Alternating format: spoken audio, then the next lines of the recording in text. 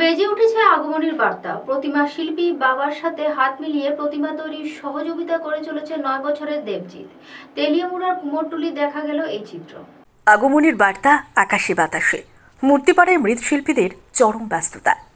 শিল্পীরা ব্যস্ত মায়ের মৃন্ময়ী রূপকে চিন্ময়ী রূপে সাজিয়ে তুলতে। অন্যদিকে শারদ কাজফুলি জানান দেয় দেবীপক্ষের সূচনা হতে চলেছে। দুর্গাপুজোর এক অনাবিল আনন্দে মেতে ওঠে শহর থেকে গ্রাম, সকল অংশের মানুষ। হাতে গোনা আর কয়েকটা দিন, এরপরই দেবীপক্ষের সূচনা। প্রতি বছর দুর্গাপুজোর প্রাক মুহূর্তে শহর থেকে গ্রাম, প্রত্যেকটা জায়গায় সকল অংশের মানুষের মধ্যে অনাবিল আনন্দ পরিলক্ষিত হয়।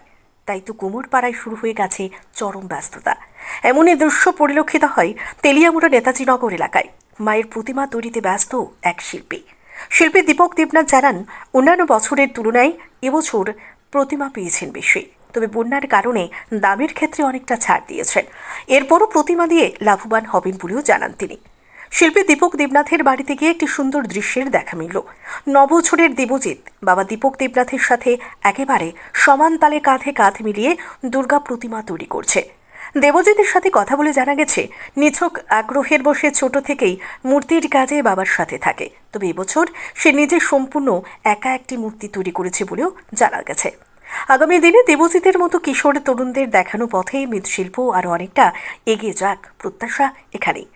এবারের মূর্তি তৈরির সার্বিক বিষয় নিয়ে নিজের অভিমত ব্যক্ত করতে গিয়ে মৃৎশিল্পী দীপক দেবনাথ দাবি করেছেন, অন্যান্য বছরের তুলনায় এবারের চাহিদা থেকে শুরু করে বাজার ব্যাপক ভালো, তবে কারিগরের অভাবে এবছর চাহিদা থাকলেও বেশি প্রতিমার অর্ডার রাখতে পারেননি বলে খানিকটা আক্ষেপ প্রকাশ করেছেন তিনি।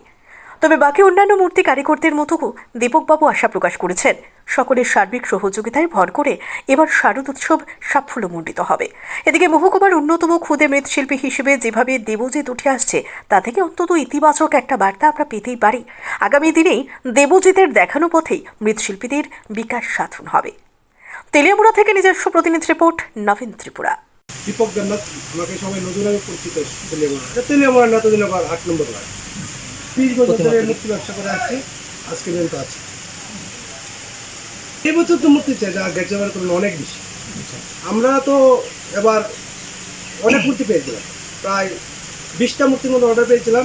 আমরা 10টা মূর্তি রেখেছি, এর মধ্যে একটা 11 রূপ দুর্গা আছে। হ্যাঁ, এবার অন্যান্য বছরের তুলনায় পূজা বেশি হয়েছে এবং দ্রব্যমূল্য ঠিক আছে। আমরা আমাদের পক্ষ থেকে বন্যা যারা প্রবলিত হয়েছেন যে গ্রামগুলি, ওদেরকে 1100 টাকা করে আমরা সাবসিডি দিয়েছি। যার যেরকম মূর্তির রেট, তারপরে 100 টাকা করে আমরা সাবসিডি দিয়েছি। ওরা বলেনি, আমরা নিজের থেকে করেছি। এত বছর ধরে মূর্তি ব্যবসা করে পাচ্ছি, আমার কোনো অসুবিধা হচ্ছে না।